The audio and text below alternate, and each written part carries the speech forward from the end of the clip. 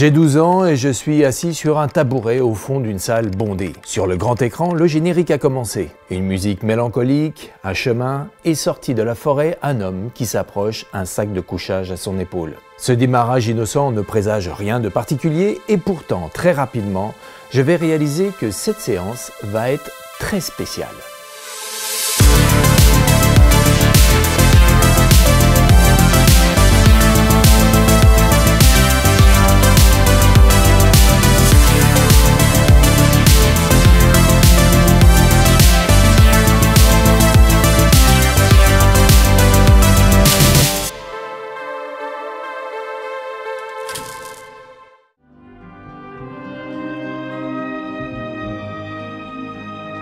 Ok, le générique a déjà commencé, mais c'est quoi le titre de ton film, là? Alors attendez, je dois préciser qu'au moment de cette projection, je n'ai aucune, mais alors aucune idée de qui est cet acteur pourtant déjà assez connu. Bah oui, c'est qui? Du coup, ce personnage, à mes yeux, c'est un parfait inconnu qui sort de nulle part, exactement comme dans ce début de film. Bah alors ce film, c'est lequel? Allez, petite introduction de cette œuvre qui a laissé sur ce jeune garçon une trace mémorable.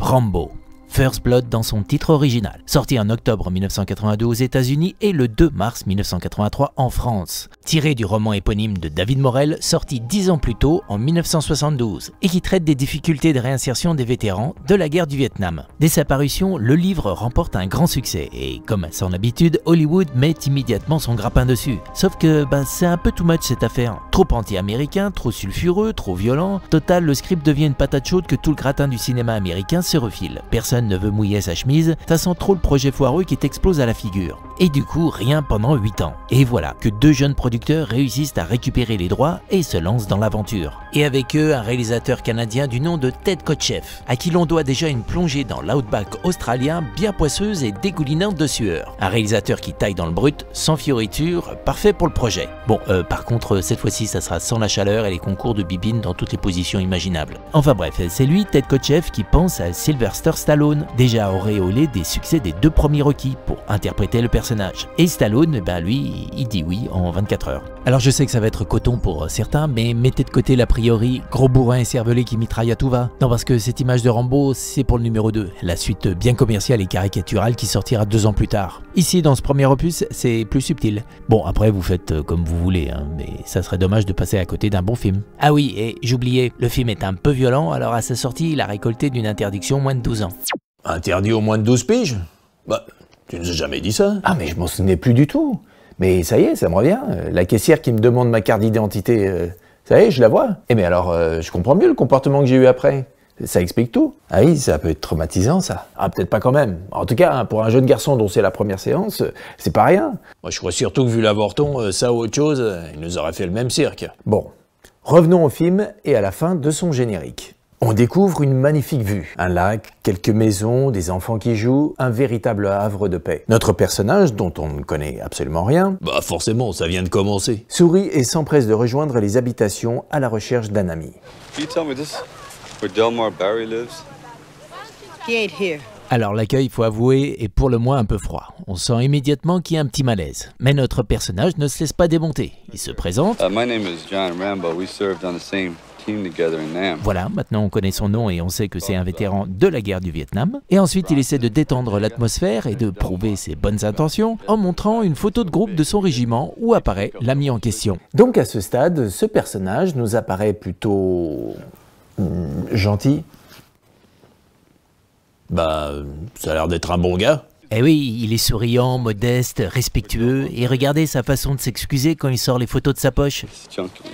Tout intimidé là, il a presque cette innocence d'un adolescent, c'est vraiment touchant. Et trouver un personnage sympathique, c'est un bon début pour s'identifier à lui, car tout l'enjeu est là. Mais je n'en dis pas plus, continuons et passons maintenant à un cran supérieur. Oui, ça se gâte et on comprend l'accueil un peu froid du début. Quand Rambo demande innocemment quand son ami reviendra, c'est la claque. Delmar's gone.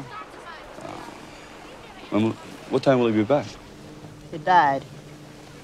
Et vous avez remarqué que c'est le point de montage qui accentue le coup? Là, on passe d'un plan d'ensemble et cut, prends-toi la nouvelle en pleine face. Ensuite, cette dame qu'on suppose la mère lui explique les raisons de ce décès. Cancer.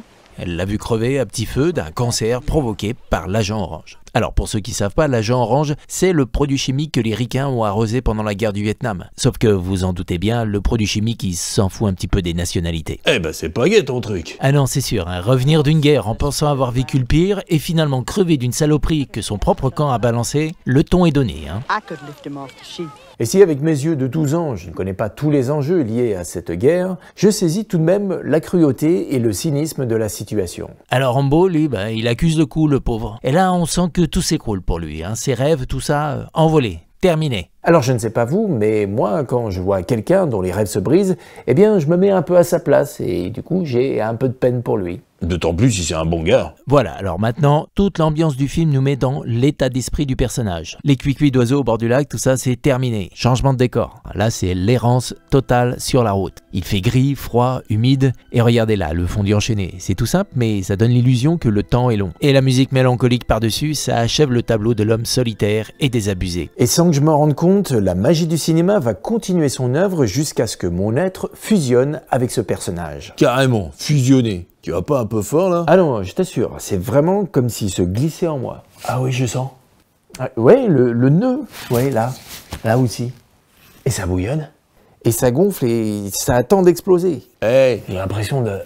Après, t'es sous pression. C'est comme si on m'enfilait un sac plastique sur la tête et qu'on m'étouffait. Non mais oh, on se croirait dans un poulailler là. Ça piaille, mais on piche que dalle. Désolé, la suite est tellement prenante qu'on s'est emporté. Ouais bah contrôlez-vous quand même. Bah tu vois, ce qui nous arrive, c'est l'effet qui se coule de la première scène. Tu te souviens, on le trouve sympa, on a de la peine pour lui, Abrège.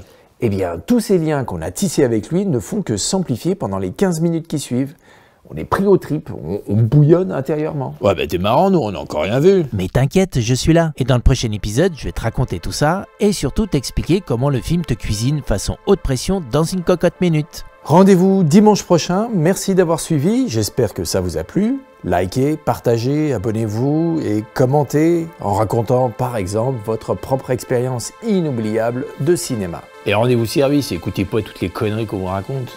Et meilleur film? C'est ton cœur qui te l'a dit.